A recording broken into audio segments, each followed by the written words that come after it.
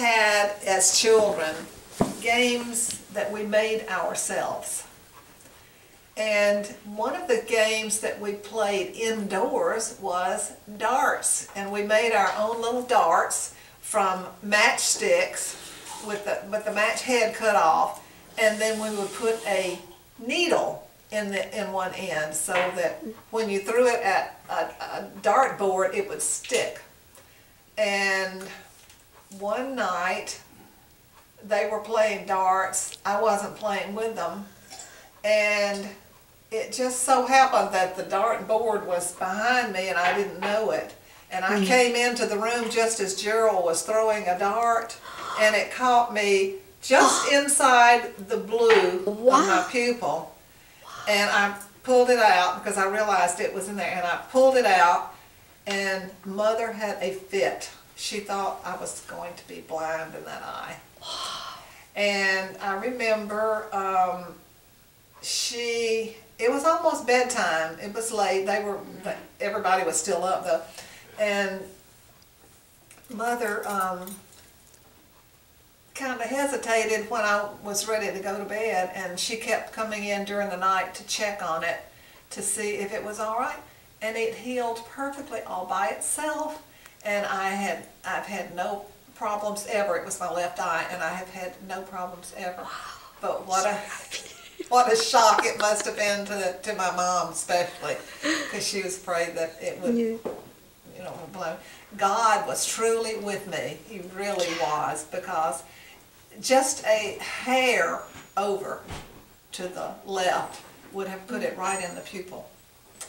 So that, I guess, has been the most exciting thing that ever happened to me when I was growing up.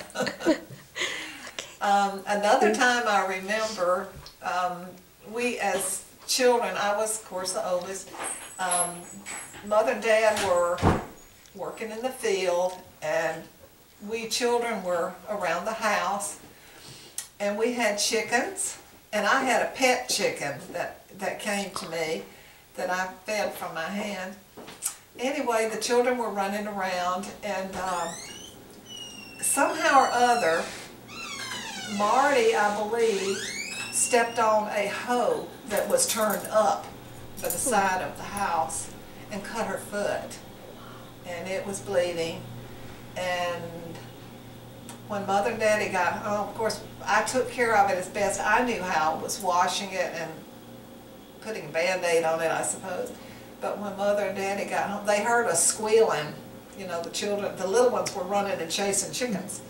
And they heard us, and they came to the house, and I think everybody got a spanking for chasing the chickens, and then for Marty running into the hoe and getting her foot cut. Oh, I don't remember too many other things, except in the summertime we had neighbors who came up to the house. They lived nearby, and we would have ice cream suppers. Did Bryant tell you about some of those? Yes. I wanted to ask you. Hide and seek after dark. And that was a lot of fun.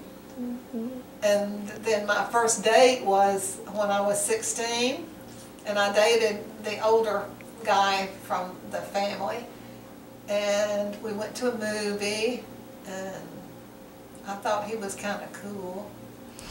He could drive, and nobody else could drive. You know, none of the other of us could drive. So he had the car, and it was a brand new car, by the way.